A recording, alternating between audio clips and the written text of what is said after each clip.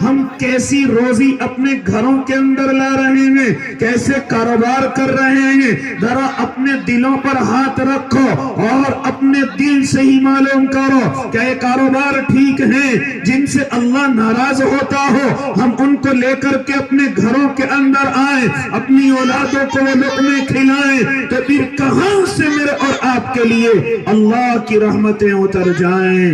اس لیے میرے بھائی، دوسرے کو برا کہنے سے بہتر یہ ہے کہ میں اور آپ پہلے اپنے گریبانوں کے اندر جھانک کر کے دیکھیں۔ یہ سب میرے اور آپ کی کمائی کا سبب ہے، میرے اور آپ جو نیکیاں اللہ کی طرف جا رہی ہیں ان کا بدلہ میرے اور آپ کے لیے آ رہا ہے۔ کیا سمجھتے ہیں اللہ کو تیرے راتوں کے اندھیروں کا علم نہیں؟ کیا سمجھتا ہے کہ اللہ کو تیری تنہائیوں کا علم نہیں؟ میرے اللہ کو سب علم ہے۔ یہ تو قربان جاؤں محمد عربی صلی اللہ علیہ وسلم کے آنسوؤں پر کہ جن کی وجہ سے میں اور آپ ابھی تک بچے ہوئے ہیں اور کسی ابھی اکٹھے عذاب کے اندر مبتلا نہیں ہوئے، ورنہ جو گناہ میں اور آپ کر رہے ہیں، جن غلطیوں میں آپ اور میں پڑے ہوئے ہیں، اب تک تو شکلیں بدل دی جاتی، اب تک تو میں اور آپ بندر اور خنزیر بنا دیے جاتے کہ جن غلطیوں کی وجہ سے میرے اللہ نے بنی اسرائیل کی شکلوں کو بدل دیا تھا، میرے اللہ نے بنی اسرائیل کی چھتوں کو ان کے سروں کے اوپر ڈال دیا تھا، میرے اللہ نے ان کو دریاؤں کے اندر غرق کر دیا تھا، پتھروں کی بارش کر کے ان کو ہلاک کر دیا تھا۔ اے امت محمدیہ کے جیالو، ذرا دل پر ہاتھ رکھ کر کے بتاؤ، کیا وہ سب گناہ یا ان سے بھی بڑے گناہ میں اور آپ نہیں کر رہے ہیں؟ پھر کیوں حکومتوں کو کوستے ہیں؟ غلطیاں تو زیادہ میری اور آپ کی بنی ہوئی ہیں۔ اس لیے میرے بھائی، میرا اللہ نہیں چاہتا کہ میں اپنے ایمان والے کو ذلیل کروں، میں اپنے ایمان والے کو رسوا کروں۔ میرا اللہ تو قرآن مقدس میں اعلان کر چکا ہے، میرا اللہ تو قرآن مقدس میں وعدہ کر چکا ہے۔ کیا وعدہ؟ ذرا اپنے علماء سے معلوم کرو، کون سا وعدہ؟ وَأَنْتُمُ الْأَعْلَوْنَ إِن كُنْتُم مُؤْمِنِينَ۔ قرآن مقدس کی جب تلاوت کرتے ہیں اور جب ہم اس آیت مقدسہ کے ٹکڑے پر پہنچتے ہیں، میرا اللہ تو کچھ اور کہتا ہوا نظر آتا ہے۔ کیا فرماتے ہیں میرا اللہ؟ ارے زمین تمہارے لیے ہے، اس زمین کے تم ہی حاکم ہو، اس زمین پر تم ہی سربلندی کی زندگی گزارو گے، سرخروئی کی زندگی گزارو گے، لیکن شرط کیا ہوگی؟ ہاں، ان کنتم مؤمنین، شرط یہ ہوگی کہ تمہارے ایمان مضبوط ہو جائے، تمہارے ایمان ویسے ہو جائیں جیسے اللہ تمہارے ایمانوں کو دیکھنا چاہتا ہے، جیسے اللہ تمہارے ایمانوں کو دیکھنا چاہتا ہے، وہ ایمان تمہارے اندر نظر آنے چاہیے۔ میرے اللہ کو خوشی نہیں ہے کہ اپنے ایمان والے کو ذلیل کرے، اپنے ایمان والے کو رسوا کرے، میرے اللہ کو اس میں خوشی نہیں ہے۔ یہ کچھ میری اور آپ کی غلطیاں ہیں جن کی وجہ سے میرا اللہ غیروں کے سامنے مجھے اور آپ کو ذلیل ہوتا ہوا دیکھ رہا ہے۔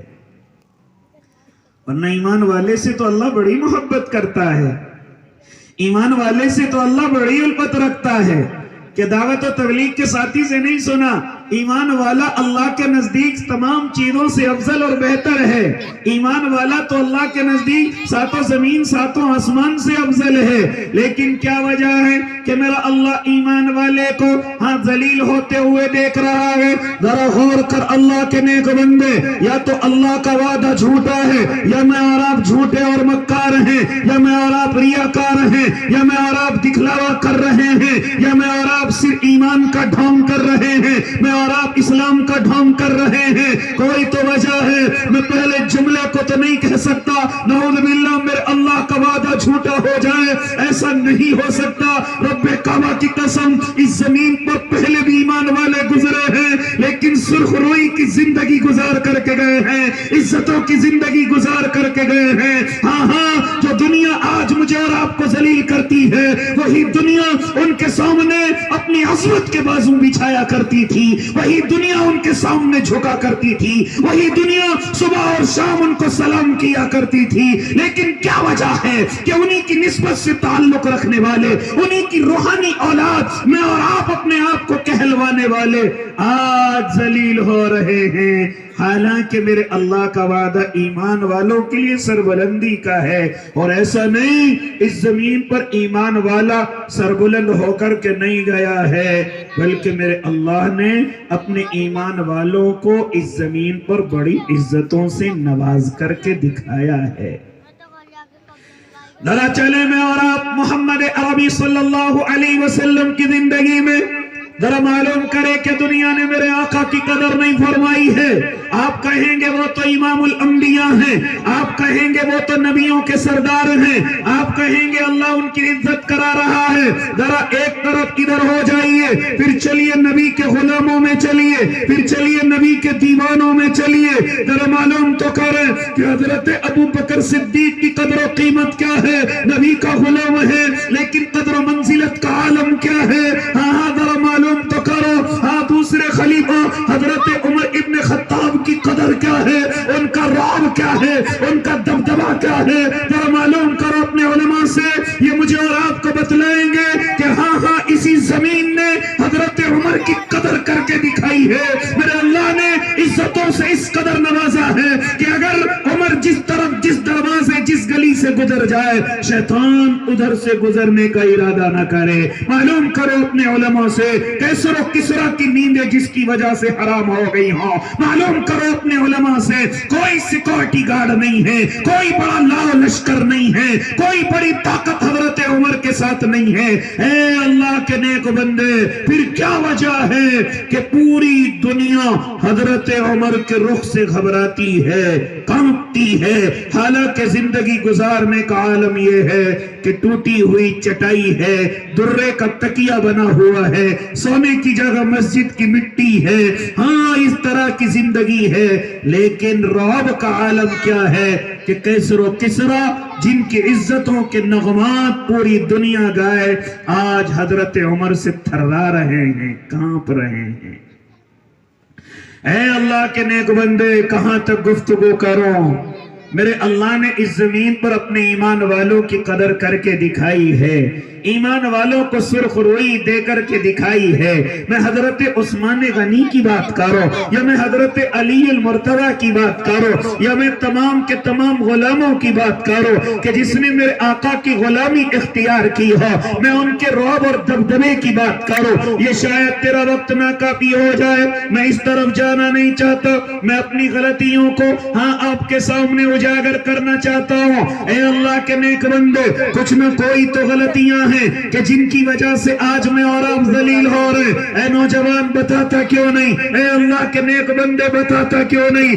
آج میری اور آپ کی آنکھوں میں اللہ سے ڈرنے والے آنسو نہیں ہیں، آج عبادت کرنے کے مواقع نہیں ہیں۔ کون سا گناہ ہے جس کو میرا نوجوان نہیں کر رہا ہے؟ ایک زمانہ وہ تھا کہ جب اللہ کا نیک بندہ نوجوان اپنے اللہ کے دربار میں جاتا تھا اور اپنے آنسوؤں کے ذریعے سے اللہ رب العزت کے دل کو جیت لیا کرتا تھا، اس کی رحمتوں کو اپنی طرف موڑ لیا کرتا تھا۔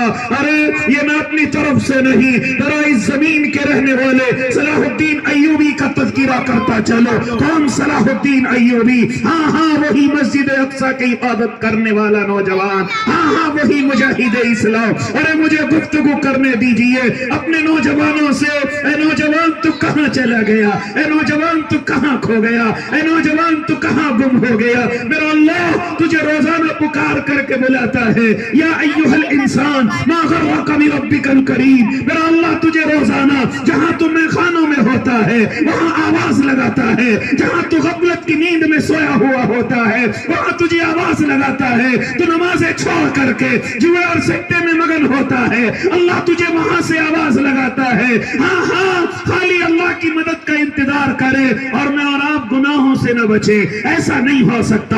ارے تجھے لے کر کے چلو، وہ نوجوان بھی تھے، ہاں جب کسی چیز کا ارادہ کر لیتے تو میرے اللہ اتنی طاقت و قوت ان کے آنسوؤں میں عطا کرتا تھا کہ وقت کی موجودہ طاقت کو اپنے راستے تبدیل کرنے پڑتے تھے۔ اے اللہ کے نیک بندے، کون؟ حضرت صلاح الدین ایوبی۔ ہاں وہی مسجد اقصی کی حفاظت کرنے والے کہ جب تک صلاح الدین ایوبی زمین پر موجود ہے کسی کے اندر طاقت نہیں کہ بیت المقدس کی طرف دیکھ سکے، قبلہ اول मुस्तकबल की तरफ नजर उठा सके। मैं सहाबा की बात नहीं कर रहा हूँ, हाँ मैं ताबईन तबे ताबईन की बात नहीं कर रहा हूँ, मैं तुम जैसे एक नौजवान की बात करने लगा हूँ, वही सलाहुद्दीन अय्यूबी। लेकिन मैंने और आपने उनके मैदानों के किस्से सुने, उनके मुकाबलों के किस्से सुने, लेकिन तू नहीं जानता कि मुकाबलों के साथ साथ अल्लाह से ताल्लुक होना भी जरूरी है, अल्लाह से मोहब्बत होनी भी जरूरी है, अल्लाह के सामने आंसू बहाना भी जरूरी है। इसी क़िबला अव्वल के लिए जब हजरत सलाहुद्दीन अय्यूबी बरसरे पैकार हैं, हाँ दुश्मनान इस्लाम का मुकाबला कर रहे हैं, इसी असना में किसी ने आकर के हजरत सलाहुद्दीन को कहा था, ए हजरत सलाहुद्दीन तो इनका मुकाबला कर रहा है, तेरे मुकाबले के लिए दुश्मनान इस्लाम का एक बड़ा लश्कर पानी के जरिए से तेरी तरफ रवा और दवा है, तेरे अंदर ताकत नहीं कि तू उनका मुकाबला कर सके, बड़ी ताकत के साथ तेरे मुकाबले के लिए वो लश्कर आ रहा है। हजरत सलाहुद्दीन फरमाते हैं, मैं फौरन मैदान कारजार से निकला हूँ, अपने घोड़े से उतरा हूँ, रात का अंधेरा हो चुका है, मैं मस्जिद के अंदर पहुंचा हूँ, मैंने मस्जिद की चटाई पर नियत बंद करके सजदे में सर झुकाया है और मैंने अपने अल्लाह के सामने आंसू बहाए हैं और अल्लाह के सामने रोते हुए अपने अल्लाह को कहा है, ए रब्बे करीम मैं तेरे दुश्मनों से तेरे घर के लिए मुकाबला कर रहा हूँ, मैं किसी ताकत का मुकाबला नहीं कर सकता, मेरे साथियों में इतनी ताकत नहीं है, मेरे बाजुओं में इतनी ताकत नहीं है, ए अल्लाह तू जानता है ये सब तेरे करम से है, लेकिन मैंने सुना है कि कोई बड़ा लश्कर पानी के जरिए से मेरी तरफ रवा और दवा है। पूरी रात हो गई अल्लाह के सामने रोते हुए, अल्लाह के सामने आंसू बहाते हुए, यहाँ तक कि जमीन तर हो गई, वो चटाई तर हो गई, यहाँ तक कि सुबह का वक्त हुआ है। सलाहुद्दीन ने अपना सर उठाया है, आंसुओं को पूछा है और मस्जिद के दरवाजे पर निकल करके आए हैं, यहाँ तक कि उनके चेहरे से रोने के आथार नजर आते हैं, गम के आथार नजर आते हैं। किसी सफेद पोश बुजुर्ग ने मालूम किया, ए सलाहुद्दीन ये तेरी आंखों में आंसू क्यों हैं? हजरत सलाहुद्दीन फरमाते हैं, ए अल्लाह वाले मैं दुश्मनों का मुकाबला कर रहा हूँ,